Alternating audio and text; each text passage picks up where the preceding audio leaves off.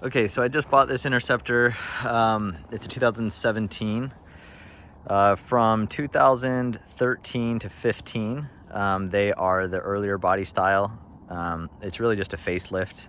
So like the doors, most of the interior is all pretty much the same between 13 up to 19.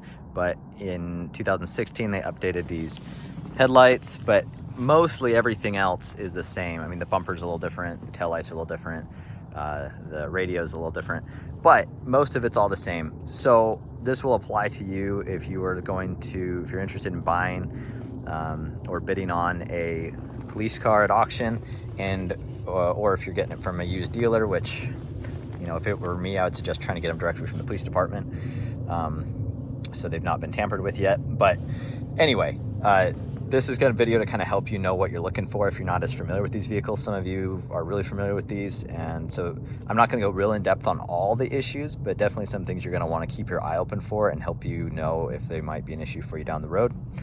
But this will be mostly applicable for if you have a 2013, which is the first year of the Interceptor Explorer, Interceptor Utility, up until 2019. And so they offered two engines in these. The 3.7, which is probably the more common one, and preferably, and I think it's the better engine. And then they also have the 3.5 EcoBoost, which is more or less the same engine that they put in the trucks. They put them in the Tauruses too. A lot of vehicles. The EcoBoost is a very popular engine, and it's a good engine, but I'll tell you in a minute why I would prefer on these cop cars to have the 3.7 liter. When I'm buying one of these, I care a lot more about the condition of mechanically rather than the body, but, you know, ideally you get one that's, you know, has good on both of them. But we'll start with the engine stuff, mechanical. So just a few differences about the Explorers than these, if you're wondering what the difference is. The Interceptor really is a whole different vehicle than the Explorer, but they just share the same platform. So when it comes down to modules and stuff like that, even the headlights, they're different, and the grille, they're a little different. I mean, yes, you can interchange them as far as bolts go, but they're not the same part numbers. They have a rear roll bar in the back that can make it, you know, that and the added support they've added throughout the vehicle makes it so this can supposed to withstand 75 mile per hour rear end. So it's a really safe vehicle. At least it's supposed to be. The Interceptor is supposed to, I believe, have beefier brakes. I can't confirm that, but I do think that at least in the rear, I think the brakes are supposed to be beefier. They also have stiffer springs and shocks, and you can really feel that when you're driving on back roads and stuff. It does feel a lot tighter, but it's a lot more comfortable for more off-road and like driving over speed bumps at higher speeds, stuff like that. So all that stuff that cops would need. They also are going to drive a little bit differently because they have the pursuit mode. So when it senses that you're being aggressive on the throttle, it'll switch into pursuit mode automatically. You can't really turn it off and on. Probably with a tune you could, but anyway, so it's going to feel a lot more jerky. The transmission's going to shift a little harder than you might be used to in a regular Explorer. It's probably pretty similar to like a sport mode on a regular Explorer, but it's just always, you know, you can't really turn it off and on. And then the Interceptor has like the 220 amp alternator, which some of the Explorers do too, but only like, I think the sport models, the ones that have like the factory subwoofer and all the extra electronics. So it will have a beefier alternator than like the 170 or 175 amp alternator that's in a lot of the Explorers, like the base models and XLTs.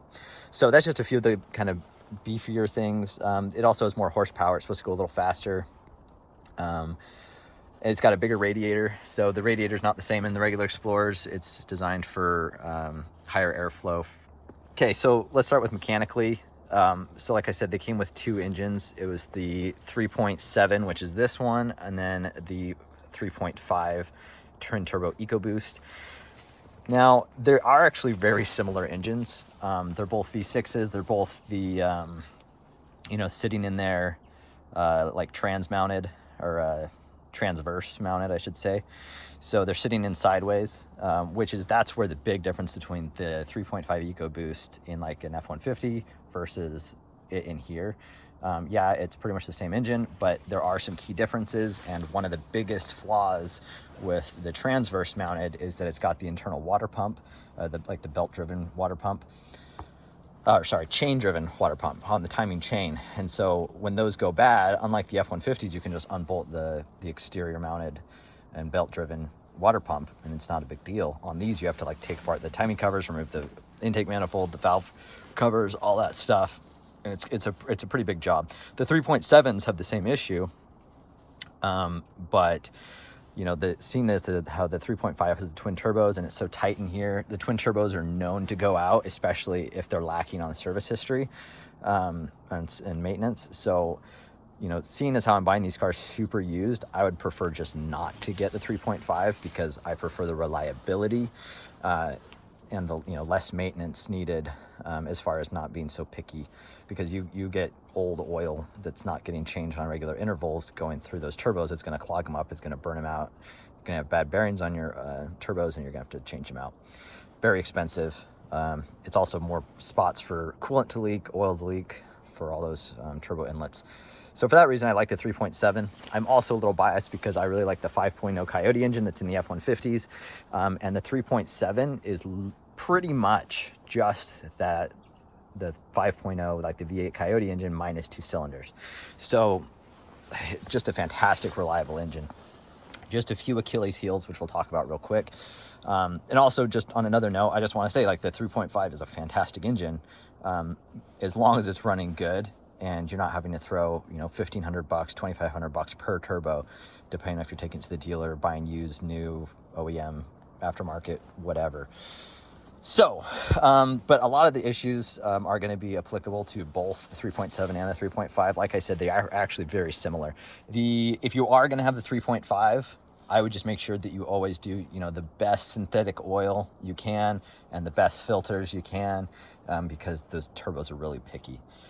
So when you go to test one of these, when you go to test it from at the police department or wherever you're picking this up from, before you buy it, I would take with you a scanner tool, especially one that will tell you the last time, how many warm-ups since the last check engine light was cleared. That will let you know if someone's trying to hide something. If you're going to a used dealer, I would definitely do that. I found that usually at the police stations, if there's a check engine light, they don't even mess with it. They just leave it on and let you figure that out yourself, which is why I prefer to go get these directly from the police department. And then take jumper cables with you, because a lot of times these suckers are dead, and because there's such high draw on these batteries all the time, expect to change out your battery. This is the first cop car that I've ever bought that I didn't have to do that. Sorry if I'm shivering a little bit, because it's like 5 degrees right now. So you want to start these up and listen to them on a cold start. Preferably they haven't warmed them up when you go to pick them up, because you want to hear. It is normal on these 3.7 engines to have a little bit of valve rattle noise on startup, but it usually goes away pretty quick, and some level of valve clicking is kind of normal. But if it seems excessive, especially with the hood open or with the hood closed, then that could be an issue. So you want to listen for that. If the noise goes away pretty fast after starting up, especially when it's really cold outside, like it is here right now, that's really not that big of an issue. It's really common with the 5.0 and the 3.7. I'm not sure about the 3.5. You're going to want to check all your fluids. So you're going to want to check to see the history of your fluids. When I buy one of these cars, the first thing I do is change all the fluids. But this is the first one I bought that was really low miles, low hours. And they just recently did the service. So, you know, that oil is still pretty good. And they actually, I think on the service records which they got, which I'll talk about in a second, the service records, I think this oil is only like 2,000 miles old. So, and this cop car was in a very small city, and there was no highways around or anything. So this car did not see a lot of action. It's even got low idle hours. So this is one of the reasons I paid more than I normally would for one of these cars. But, you know, 58,000 miles and I think about 5,000 total hours. Pretty stinking good. Okay, so the oil is good. The transmission fluid, which is really nice on these, is just right down there. So if you find the air box, and it's a little dark, but there's that black cap. It looks like a fill cap, and it is, but it's also got a dipstick on it. Now, most of the time, I would say just plan on changing out your transmission fluid when you get one of these, but because mine was so low, and in the service record, service history, so see how it's kind of like a pinkish, I mean, it's starting to be kind of brown. the camera makes it look more brown, but it's kind of a reddish pink, and it's on the dipstick where it should be. This fluid is totally good, but if yours is black, if it smells burnt, definitely plan on changing out your transmission fluid. Is one of the first things you do. The other thing, let me get this back in here real quick. The other fluid that is super important on these is the power transfer unit. So the power transfer unit, or you could think of it like the front differential, it's located behind and under the engine, and it's all wrapped up between the catalytic converters, between the it's behind, next to the engine, transmission, all that stuff. So it gets a lot of heat in there, and it's just the gearbox essentially that will send the power from the transmission back to the rear wheels. Because unlike a regular four-wheel drive vehicle, this one, since it's transverse, the power is first going to the front wheels because it's like a transaxle, and then as needed, it will send power to the back. Now, really, when you're driving around, you're getting some level of power to the back pretty much all the time, but the primary drivers are the front. So pretty much that gearbox needs to be changed out. Like the fluid needs to be changed out on them. They say, Ford actually says that I think they said like 150,000 miles or something. But it's pretty well documented that that's not the case, and some folks will tell you every 30,000 miles. There's a really good video by the Ford Tech guy. I'll put the video in the description where he shows you how to change it out, and he shows you how to do it so it's easier the next time by pretty much extending the tube to come up here, because it's a pain in the butt to do. So I'll link his video, but just know that power transfer fluid it's pretty nasty. And if you're test driving one of these, and if you're driving around and you smell like natural gas, or if it's idling and you smell natural gas, that's a good indicator that that the fluid is toast, and it's pretty much bubbling out of the vent tube and leaking down onto the exhaust and burning. And so if you smell natural gas while you're driving one of these or checking them out, just know that that's a pretty expensive repair coming your way. So you can't really see it from here. You can see it from underneath, kind of, but look up videos on that before you go look at these, so you know what you're looking for. So that's one of the number one things, and they get neglected. I think a lot, even the police departments neglect them, because first off, it's not a recommended service history from the dealer until they hit 150,000 miles, which is about when they retire these anyway, if not sooner. And then a lot of people, private owners, they neglect them because it's just such a hard thing to do, and they don't want to pay the dealer. Because if you go to the dealer, they want to pull off the catalytic converters, and they want to do a ton of work just to change this fluid. So a lot of people just don't do it. But that one Ford Tech video, he'll show you how to do it, and make it easier for the future. Okay, so the big issue with these two is the water pump. And so the water pump on this, you see there's not a lot of space. So there are a lot of videos out there on how to change the water pump. I'd recommend watching those videos before you buy one of these, just to know what could be in your future, because they say that it's not if these go out, it's when they go out. And so in order to do that, you have to pull off the intake manifold, pull off the valve covers, pull off the timing cover. And while you're at it, you might as well be changing out your chain guides. So it's a whole project. So watch that video, make sure it's something you either are capable of doing, or if you're happy to pay the several $1,000s it's going to be for someone else to fix it. To check to see if it's been done, there's no real surefire way if they haven't documented it. But one thing I found, that if you look right here, so pretty much these valve covers sit on top of the block, and then they kind of butt up on the block on this side, and on the front, it's the timing cover. And where that meets, right here, there's a little bit of gasket material that they put on there, some RTV, when they're putting this all back together. And a lot of times you can tell if it's factory. Like that, I've got a good idea that that's from the factory. So this one's, and this is so low hours and miles that I'd be surprised if it had been done. So that's a pretty good indicator. If it's any other color than like a blackish gray, then that's a good indication that those valve covers have never come off since the factory, and so it hasn't been touched. And which also probably means that you know, like all the seals, like the valve cover seals and stuff have not been changed either, and those like to leak, especially like right here. You can see these, a lot of times you can see the oil seeping around there. These are, what do they call it, the CVT, whatever they call it. No, not CVT. Anyway, those sensors there, they like to leak around here. Now this isn't too big of a job to pop these off and change out the seals, but you got to be careful because these are plastic valve covers, and I have a video on that I was doing this, and I did it a little bit wrong, and I cracked around here when trying to knock those seals out. So just know that you're working with plastic on these, and so if you have a big leak there, make sure you are comfortable working on these or paying someone to do it. But it's not that big of a deal, these small little like weeping leaks. Now, ideally you want to crawl underneath the vehicle, because if the water pump is failing, it always drips from pretty much the same place. So if we're crawling underneath, this might not be the best. Oh man, they have the skid plate. I haven't even been under here yet. Okay, so they have this nice beefy skid plate, which is, I'm probably gonna take this off actually. But pretty much if you're gonna come under here and you're gonna find, there's videos on it, so you look it up. But there's, you're gonna find the AC compressor, and a lot of times the coolant will drip down the AC compressor if it's starting to leak.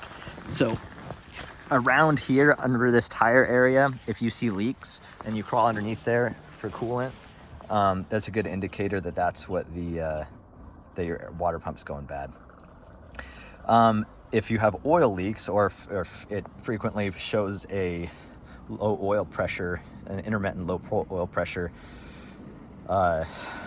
sign up on the dash, one of the things it can be is there is a sensor down here just to the right of the alternator, and that's your oil pressure sensor, and it's actually what this wire right here is going to. So that sensor down there, it's known to leak a little bit, and so if you crawl underneath there and see that's where the oil's coming from on the front of the engine, it's pretty hard to see, but if you see oil leaking from there, there's a good indicator that that's just that sensor going out, which actually happens a lot, and it's a very inexpensive fix. You can just do it with basic hand tools. Kind of annoying to fix, but it's not that big of a deal. Okay, so that's kind of the bulk of the mechanic stuff. Definitely, yeah, just check for leaks and stuff like that. Another thing I'll do, go down and look for the where the exhaust pipes are going back, because they kind of stick down low. This one has that skid plate, or else I'd show you, but sometimes they get dented up. And so you just want to make sure it's not so dented up from hitting something that it's restricted the exhaust flow, because otherwise you're gonna have to put a new exhaust pipe on there. So another issue that these things commonly have, if they have really high idle hours, is the O2 sensors get fouled. And so you'll have a check engine light on for O2 sensors. If you look at one of my other videos, I show on my 2013, you know, looking at checking the light, or the check engine light on those, changing out the sensors, and the light went away. Also, the catalytic converters will get plugged up on these sometimes, so you might get a code for that. These catalytic converters are kind of expensive. I think from the dealer, they're $1,500. They may be more by now. And really, if you don't go with the dealer, you're probably going to end up buying one of those crappy ones for $500, and they don't last very long, but maybe a year. So I'd probably just plan on buying a dealer catalytic converter if it needs one. And so about, you know, $1,500 a piece. The front one's not too bad to change out. I haven't done the back one, so I can't tell you. But the reason why is these things idle, and you know, if it does, the catalytic converter doesn't do its job getting hot enough to burn off all the extra fuels, and it gets fouled up. So just know that a lot of times those tend to go wrong with these. Not a big deal, but it can be kind of expensive. So keep that in mind, especially if the check engine light's on for those. They say that a lot of people ask when you're buying these, like, you know, how many miles, how many idle hours. I'll talk about that in a little bit. But the higher the hours, the more likely you're going to start running into catalytic converter issues. So moving on from like the engine and drivetrain stuff, I've found that a lot of times when they've got anywhere 100,000 miles and more, you start to run into a lot of ball joint issues and like steering and suspension, and you have just a lot of road noise when you're going over bumps and stuff, of like clicking and just ball joint noises. You're going to start to run into that, shocks, stuff like that. So that can be expensive. a lot of times too, like I mentioned with the pursuit mode, just from being worn out and not getting the transmission fluid changed often enough, the transmission can start to feel a little jerky. It's not the end of the world, but sometimes you start to feel it. A lot of it has to do with your driving patterns, and so when I get these, I'll usually reset the transmission module information, which you can do in Forescan. So that's one thing I would do to kind of help with that. But also, if you get used to the way it drives, you can kind of control how jerky it is just based on learning its shifting tendencies, which is going to be a little bit more jerky than a regular Explorer anyway. So one thing that's going to be really common, anything probably over 100,000 miles, I think it has more to do with hours, but is the TPMS sensor. So your tire pressure monitor sensors right here. A lot of times you'll go check these cars out, and you'll see that the tire pressure light is on, like the low pressure light is on the dash. And these batteries, you know, each of these sensors have their own batteries, and they go bad. And the only way you can't change the batteries without taking the tire off. And so they'll usually just leave them on, leave the light running. And so, you know, you can turn that off in Forescan, but then, you know, you're not getting any tire pressure readings. But if it's on, it's not giving you any readings anyway. That's on the 2013 to 15. On the 16 to 19, I'm not sure about all of them, but on mine, I can actually monitor each individual tire pressure from the speedometer. So I wouldn't disable that, but on my 2013, I did disable that. And then whenever I change out the tires, I will put new sensors in, and then I'll turn it back on with Forescan, and then I will, you know, at that point be using my sensors again. But that's just something that you can plan to change out. If your tire pressure light sensor is on and you're buying a car with bald tires, and you want to change out your wheels and stuff anyway, then that really shouldn't be not a concern. But just know you're going to probably want to buy new sensors, and they're not too expensive. I've bought the cheap China ones, which are pretty cheap, like $25, $40 for a set of 4, and I've actually had really good luck with them. Definitely, you know, you get nicer, more expensive ones at the dealer. Let's talk about the lettering. This lettering, it's usually not too bad to get it off. You just have to hope that they do a good job taking them off, because the right way to take this off is with a heat gun and then an eraser wheel. And so they already took this off, and this is just the sticker residue that I'm waiting for my eraser wheel to get in the mail, and I'll take it off. I'll have a video on that. But sometimes they'll just have someone come out with a razor blade and start scraping it off, and they'll just hack up the paint. And if that happens, then your real only option is to just repaint it if you want it nice again and prevent rusting. I bought a Crown Victoria once that they just had the inmates come out and take it all off, and the inmates don't give a crap, so they just gouged the paint. It sucked. So I ended up having to repaint those. So I look when I'm buying these, because I can take this off real easy. The other thing is the white and the silver, the ingot silver, and I think the Oxford white. You can clean off this lettering pretty good without leaving too much shadowing from where the police lettering was. But if you get black, you're probably gonna do a lot of sanding and buffing, maybe even having to repaint the doors to get all that off, even if they did a good job removing all the stickers. So that's one thing. If you have a 2013 to 15, they didn't do it on these 16s and newer. There's a hole right here for the lock, or for the key. So on this one, it's up here, which is nice. But on the 13 to 15, it's right here in the paint. There's just a hole. And what happens is it tends to chip around and rust around there. So you got to be careful. I mean, mine has it, and I don't really care that much. And eventually I'll probably fix it. But just know that that's one spot where a lot of rust shows up. They also like to drill a lot of holes in the roof. I've got a bunch of snow up there right now, so you can't see them. But those can lead to leaks. And so this car has a leak. It's just a really slight one. They think it was coming from the windshield, but I would be inclined to check all of these holes that they drill in, which, you know, are on the other side of the headliner, so you can't see them, where the not the sirens, but the light bars and stuff used to be, the radios. So I'm actually going to pull this headliner, and I'm going to take it through car wash and just watch and see where the water's coming from. So you might have to deal with some issues like that aren't going to be super obvious just by looking at it, unless it happened to be raining. The other thing too is pretty much if they had lights up top, they're usually going to have these, which is annoying. So what I would usually do is I drill these out a little bit more because they just kind of put self-tapping screws in there. So I just drill them out a little bit more, and then I just paint a little bit of primer in there and then put some rubber plugs in. And that's about the best you can do unless you want to weld it up and do all that work, which I usually don't. If they had bars on the windows, you'll usually see screw holes here too. You could do the same thing with those. This is a brand new hood, but a lot of times you'll see bubbling up here. So that's something to look for. This is an aluminum hood. So it's just oxidization, which is pretty easy to fix, better than rust, but it's still an issue and has to be repainted. So one thing you'll notice, I don't know if it's on this side, it's mostly on the other side. Moving kind of more to the interior. So on a lot of these you'll notice, and I think it's from either the cop's foot hitting the doors or whatever, they usually get rust on here. And this one's hard to see because it's kind of coated in snow. But if it has rust on the bottom and on this lip, it's usually not that big of a deal. It's if you start to see rust on the inside of the seam that it's a problem.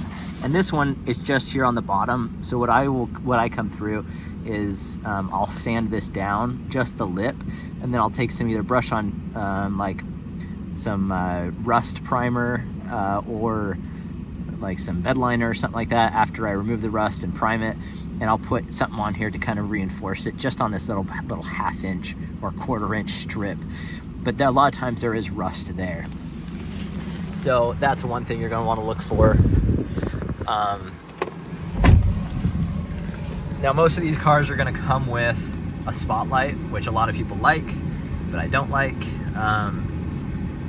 So, I mean, this one's still wired, but, you know, so a new panel, so this trim panel, I usually just get them when I replace my interiors. I don't know how much they cost, but the little trim panel on the outside, which I'll have a video on, I already have a video on how to do it on the 2013. I'm going to make an updated video for removing the actual assembly. That trim panel is running me about $140 just for the outer trim piece. They have a lot of cheap ones on Amazon, but all the reviews say that they're brittle and they crack or they don't fit quite right. So I just bought the OEM one, and so that's on the outside of the A-pillar, and that black shiny piece, that part's kind of expensive. So if you want to delete this, you know, you're looking at $150, unless you can go find one at a junkyard or something like that, which is definitely possible. So on the inside, just from where you're sitting, I would look for holes in the dash. There's this tray panel up here, which a lot of times they'll drill in holes and they have like radios or their scanners up here. I make a rubber piece that bolts on here that just, it uses this screw right here to attach a piece of rubber up here that's laser cut out to fit up here to hide any of these screws, because these panels aren't particularly cheap or easy to find. You can also change them out with a speaker from like a Explorer Sport or something like that, but it is a little bit of work to do that, and no guarantees you're actually going to get it working right.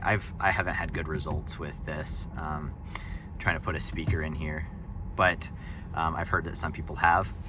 But a lot of times there's real holes in these. Now you can see where there's some residue where they stuck some stickiness, but I can get all that off. I have seen a lot of police departments where they just straight up drill equipment into the dash, which is super unfortunate because that's a lot harder to fix. You never really get it looking quite right.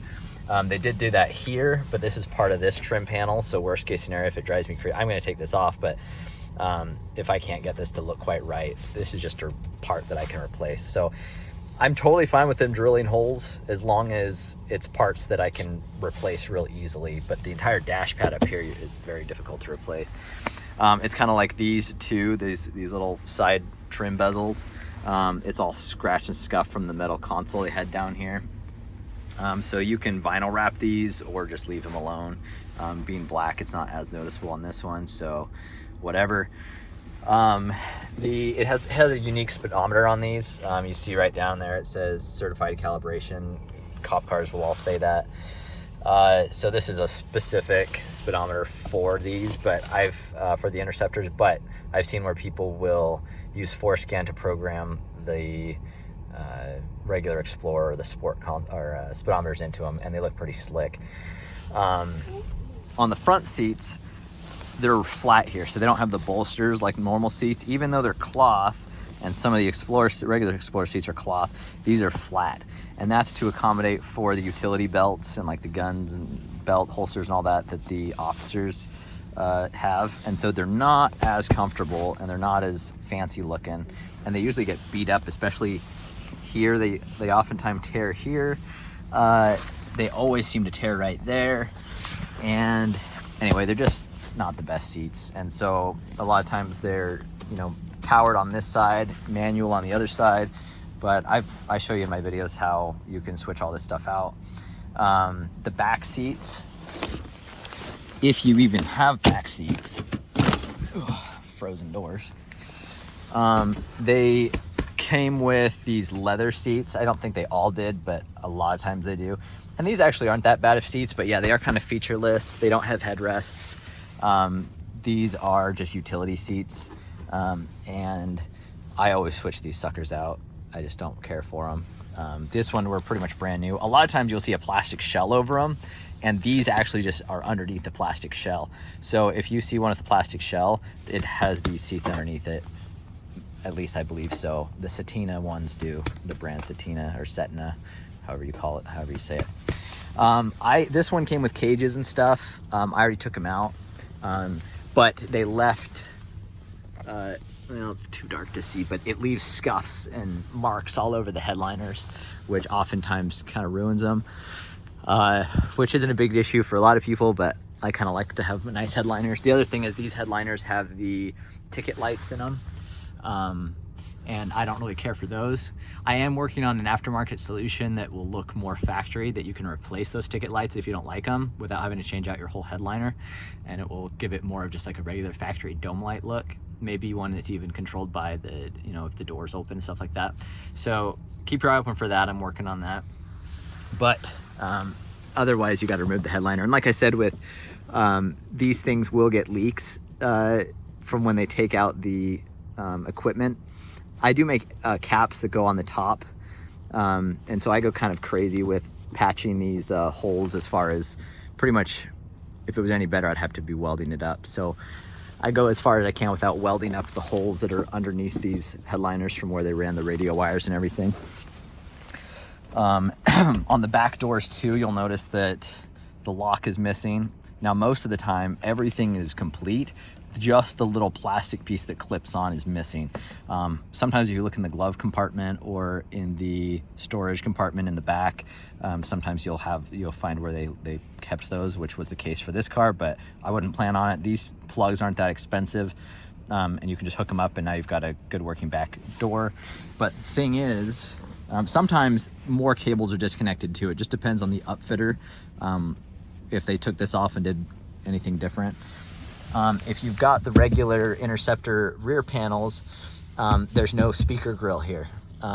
Now I do have a speaker behind here that just came from the factory, but you can't even hear it because it's covered. So I'm gonna replace these with regular Explorer door panels. I'm actually replacing all of them because this is really common on these, and I have a video on how to fix this. If you look up my interior install video, it splits here, and this one's not even bad, so this one's actually pretty repairable, and you can fix this so it's really not noticeable to, you know, pretty much anyone but you if you fixed it or someone knows what they're looking for. But you can stitch this back closed, so that's good.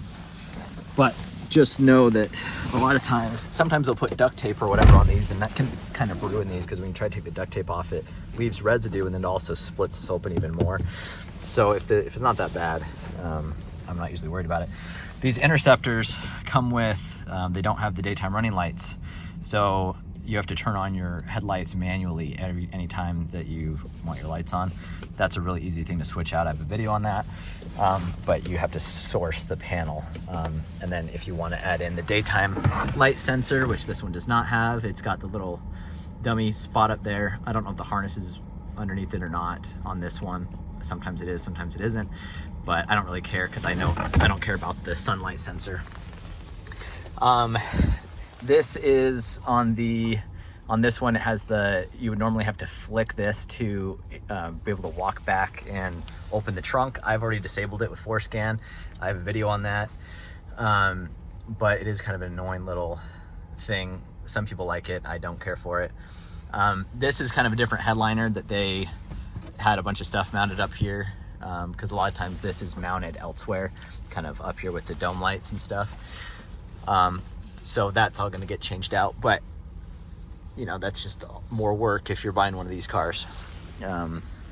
When they remove the console, well, I had to remove the console, but they had ripped out all of the electronics, the aftermarket electronics, and they just left this rat's nest, which I have to come through and figure out what's factory, what's not, what can be cut out and removed, what I don't want to, because I don't want to ruin anything.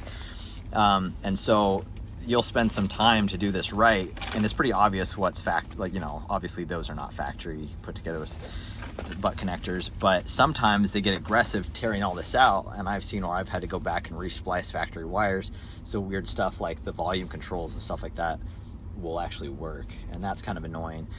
Usually that's not the case, but sometimes they get a little too aggressive. Let's see, sometimes these Interceptors will have little switches here. I have a video on this in my 2013 for upfitter switches. I think they're awesome. Some people like to remove them and switch them out for the volume controls. This one does not have them, but those are actually pretty nice, and like I said, I got a bunch of videos on how to use those and wire those up, so look to see if your vehicle has those, because that's kind of a nice bonus. Now, I don't know about on the 16s and 19s, but at least on the 13s to 15s, some of these radios on the Interceptors did not have sync. And so sync, if you didn't know, is the factory Ford infotainment system. And it's what has like the Bluetooth and all that. So on my 2013, it did not have it. And if you don't have it, you got to have a whole workaround to get it. Some people have said that they've been able to switch over from an Explorer with sync, but it's just a massive pain in the butt because you've got to get all the harnessing. It's just a huge pain.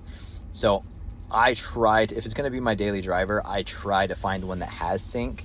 And this one doesn't say sync on it because this whole panel was missing where it would normally say it. But it had the plug for the USB, which I tucked up here. Yeah, so these two plugs are for the USB and the auxiliary, which tells me it has sync. And also, if you can hook up your phone with Bluetooth, that means that just because it says phone doesn't, or auxiliary, doesn't mean that it has sync. But if you can hook up your phone with it, then there you go. That means it has sync, at least for Bluetooth function. Now, the steering wheels are really generic steering wheels. They're just kind of like a foam. They're not leather. They're a little bit bulkier to grab and a little less ergonomic. I like to switch these out for the leather stitched ones, which I have not done yet, but I've ordered one. Usually I can find a used one from a junkyard for like $100 or less. And so to me, that's an upgrade that I like, but some people, I mean, the steering wheel is totally fine. This one's not worn out, but that's one thing that just know that it does feel more utility. And it's kind of amazing the difference that the steering wheel will make if you can source one out. But that being said, is sometimes these ones, they have sometimes some models will have a paddle shifter back here. Sometimes they'll have different buttons. So you may have to overhaul parts of it. So like I usually overhaul everything but the actual steering wheel frame. And so that way I'm using these same buttons and everything from the Interceptor, so I don't have to worry about incompatibility with wiring. One thing to consider too is that all these cop cars, if it's an Interceptor package, it's going to have the shifter up on the column, whereas a commercial Explorer has the console here, and then it has the console mounted shifter. So since this is a column mount, if you put in an aftermarket, or not aftermarket, but afterwards you go find from a junkyard an Explorer console and bolt it in here, you're just going to either have a random extra shifter that does nothing, or you could swap it out. I've heard it's possible that you can eliminate this and go back to a console shifter. I don't know why anyone would want to do that much work for something so small. But then you're going to be left with an empty hole, and I have solutions for that on my website. But just know that if you're going to have weird little quirks like that with your Interceptor if you're trying to make it look more like an Explorer. On the 2013s to 2015s, it's really easy to program new keys, and just using like regular Explorer key fobs, the Chinese fobs, whatever. You can just program them super easy. But, and enabling Autostart, that's super easy. On 2016 to 19, they changed the system on how they do it, and there's no real easy answer other than getting the little square key fobs that they look like they're from the 90s, and it's just like a little keychain key fob, which I really don't care for the way they look, but that's really your only option. And use that in conjunction with just a regular flat blade key, kind of like this one. And then, so I don't love that, but as of right now, I don't know of any other option. If you happen to know an option of getting a 2016 to 19 Interceptor to work with regular key fobs, with the key built in, like the ones you would find on a commercial Explorer, please let me know, and I'll do extensive testing and see if I can figure that out. The remote start system is built weird on these cars, on the 16 to 19, where yeah, the remote start is all in factory built in, but you need to have a special module that is usually aftermarket to get it to like function. And so there's several different companies out there. I'm looking into it right now to figure out which one to make my video on and which kit to buy. But anywhere from $100 up to $400 or more bucks to get that all set up, depending on how nice you want to go. So it is annoying because it's not just like on anything, you know, older than the 2015. So 2016 and to 19, you're gonna have to probably spend a little extra money to get the remote start to work, and it's gonna be a little clunkier than how it was on a 13 to 15. Also, on the 13 to 15s, the remote range kind of sucks on these, and so there's usually a module under here. I don't think this one has one because I haven't looked too far into these wires yet. If you enable the remote start, you'll notice that the distance on these kind of suck. So you can buy a extension, like a remote extender antenna to extend your range. And so that's something you're probably gonna wanna do if you have a 13 to 15. I'm not sure yet if it's applicable to these ones, the 16 and newer.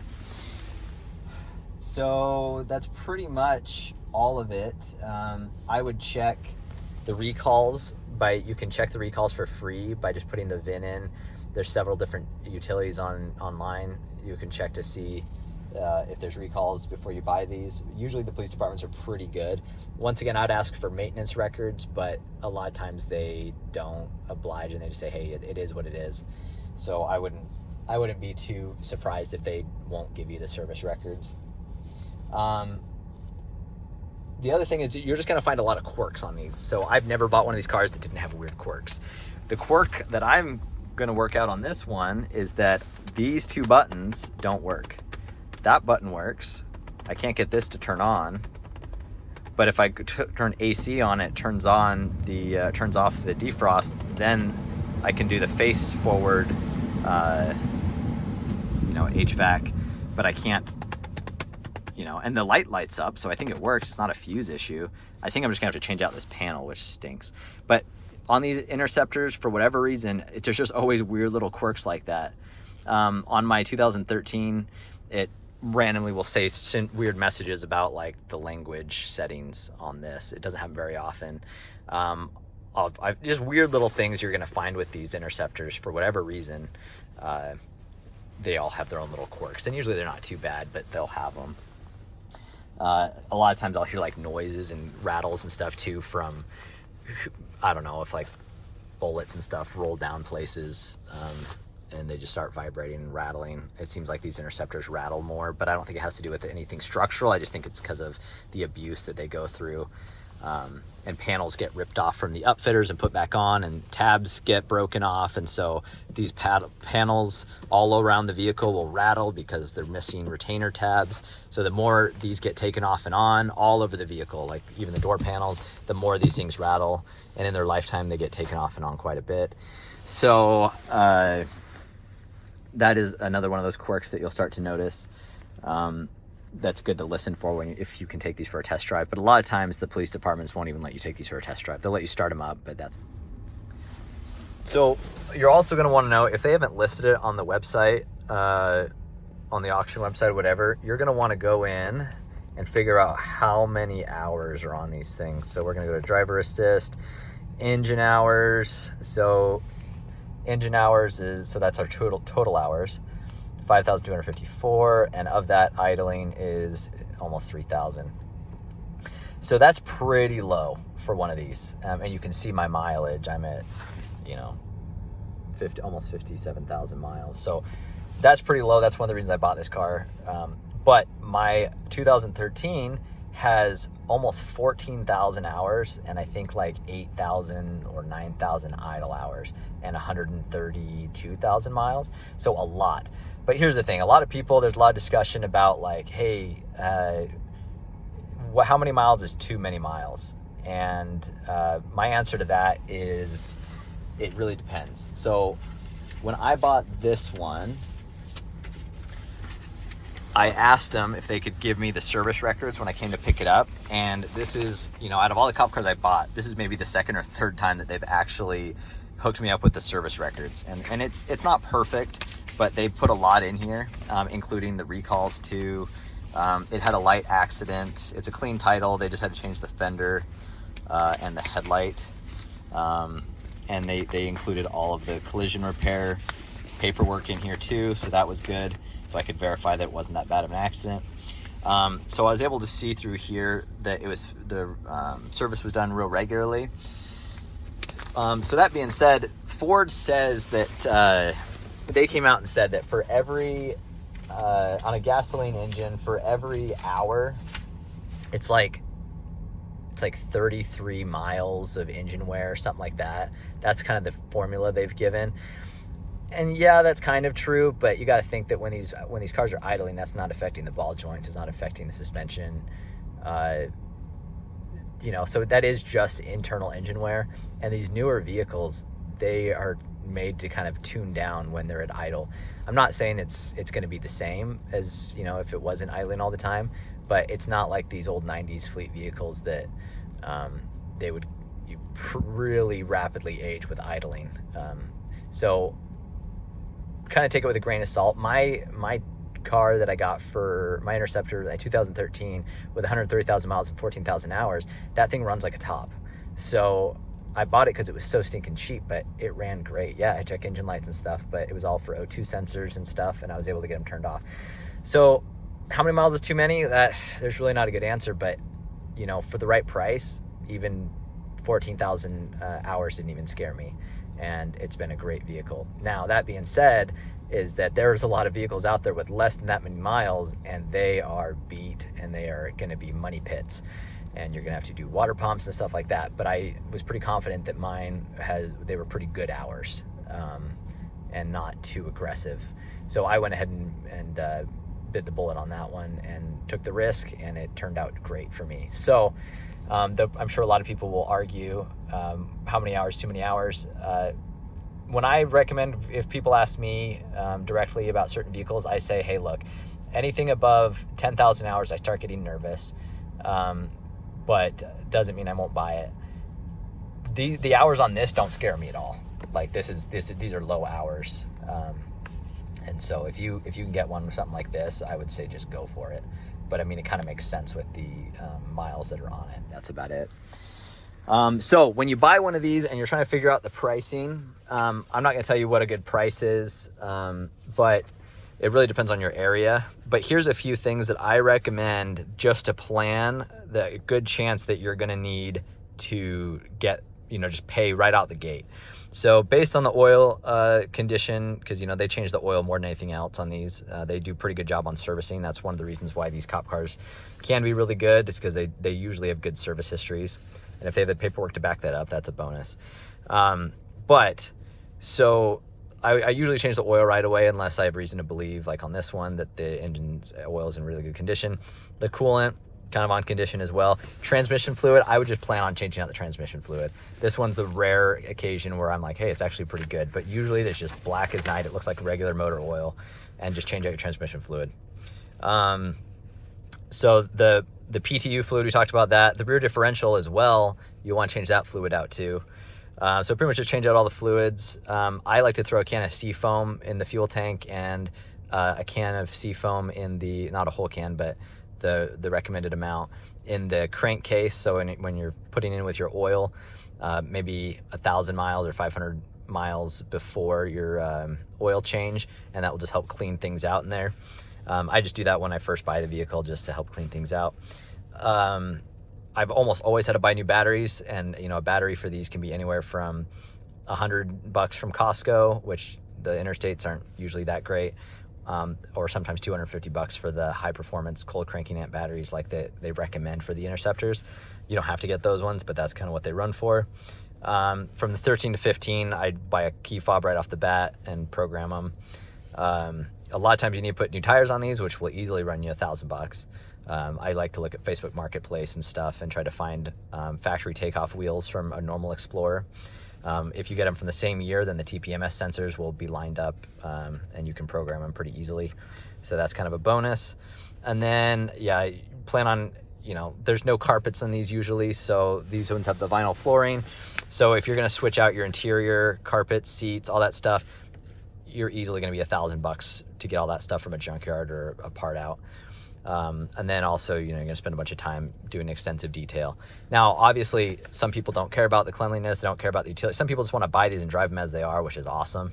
But this is just kind of a lot of people, if you're not familiar with these cars, just know about this behind the scenes expenses after you pick up the vehicle. That's kind of what I'm talking about. The very last thing is, if you're going to get one of these, get Fordtscan. So if you didn't know what Fordtscan is, it's kind of a software editing tool for the computer modules in these vehicles. They work for all Fords, like 97 and newer. But as the years go on, they just get more and more helpful as they have more computer-based like modules, everything like that. It's just, Fordtscan becomes more and more useful. So I would plan on getting Fordtscan. There's a lot of videos on setting it up. You just need a laptop and be within internet range, and then get a special cable that hooks up from your laptop to your computer. Pretty inexpensive. I believe there's a lot of free options. You can just get temporary licenses for it. So just get Fordtscan. Like, it's going to save you a ton of work and effort. So just plan on that. So hopefully this video was helpful. I know it was super long. I'll try to tag the different bookmarks to help people navigate, so they don't have to watch this whole video if they're just looking for certain parts. But I'm sure I missed a lot of stuff too. There's a lot of stuff, differences that I missed, but these are the big ones, and these are the main things I'm looking for when I'm buying one of these cars, just so I have a good idea of what condition it's in and how much money and effort I'm gonna have to put into it. So hopefully this helped. If you have questions, drop them down below and I'll try to answer them. I'm sure I'll think of another 100 things I could have mentioned. Probably could do a part 2 to this video if I remember enough stuff. But anyway, hope this helps. And overall, these are great cars, and I love them. I think they'll serve you well, but it's really smart to be aware of what issues they could have. So thanks for watching.